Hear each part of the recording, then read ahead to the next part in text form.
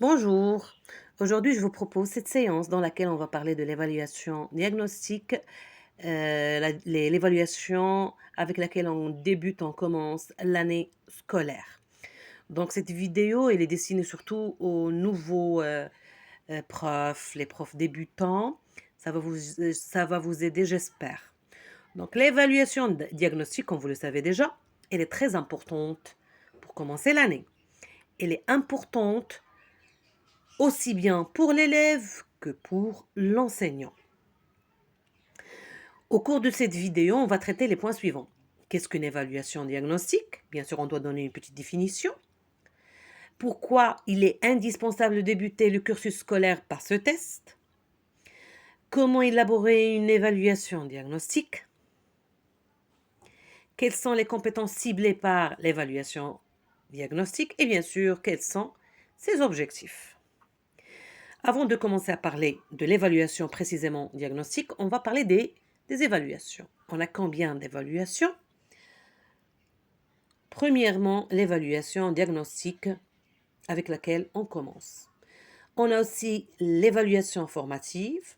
C'est une évaluation dans laquelle on teste les acquisitions de l'enfant au cours de l'année, de temps à autre.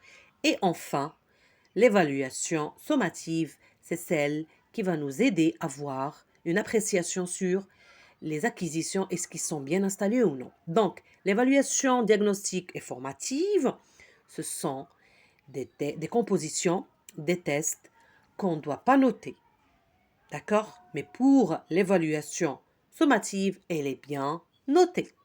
C'est bon? Très bien. On continue toujours. Là, je vais vous donner une petite définition que j'apprécie beaucoup de l'évaluation diagnostique. Donc, selon Christine Taglionte, qu'est-ce qu'elle dit à propos de cette évaluation? Comme son nom l'indique, en médecine, ça veut dire diagnostic.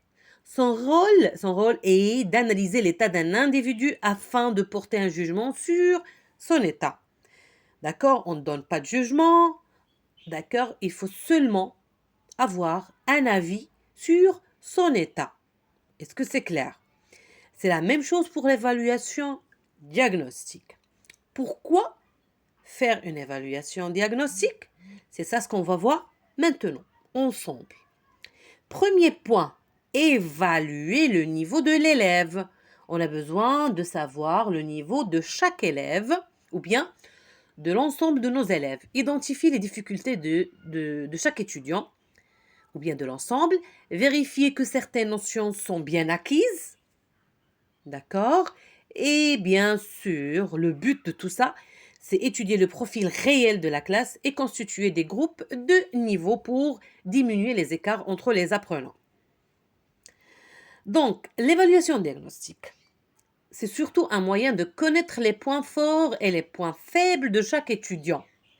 Ainsi, l'enseignant peut ajuster la formation pour permettre à son élève d'atteindre le niveau rapidement. D'accord? C'est pour cela, vers la fin de chaque, euh, pardon, vers la fin de chaque évaluation diagnostique, on doit faire quoi? Programmer des mises à niveau, d'accord? Et aussi une remédiation. Concernant la mise à niveau, on essaye de donner des activités, de lecture pour aider l'enfant, d'accord, à suivre l'ensemble, à suivre le rythme de l'ensemble de ses amis, d'accord? Donc la mise à niveau, elle dure entre 1 mois jusqu'à 3 mois maximum.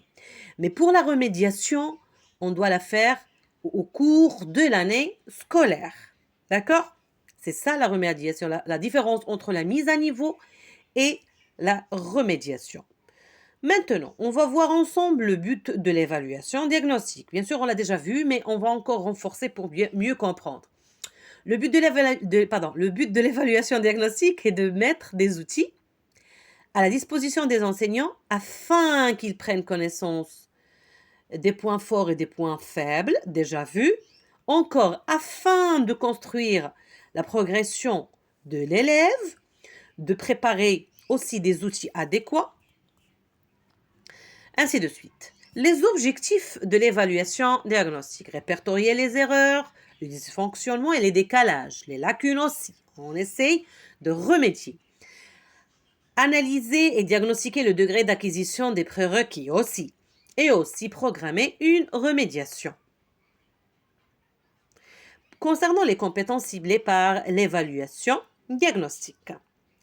D'abord, bien sûr, première chose, c'est l'oral. Et deuxième point, on a bien sûr l'écrit. On doit évaluer oralement et par écrit nos apprenants. Concernant l'évaluation diagnostique de l'oral, ça se passe en réception, ça veut dire est-ce que l'enfant, l'apprenant comprend. Et deuxièmement, la production, est-ce qu'il peut produire des énoncés. L'écrit, la même chose en réception, la compréhension et aussi la production. Concernant la composition d'une évaluation diagnostique, elle doit être précise, simple et courte. D'accord? Elle ne doit pas être difficile. Elle doit être à la portée. Elle doit cibler les prérequis et compétences indispensables pour le contenu suivant, sur lequel on va travailler au cours de l'année. Par la suite, l'enseignant crée le test accompagné de sa grille d'évaluation. Il doit avoir cette grille sous la main. Il peut varier les types de questions. Bien sûr, il faut les faire varier.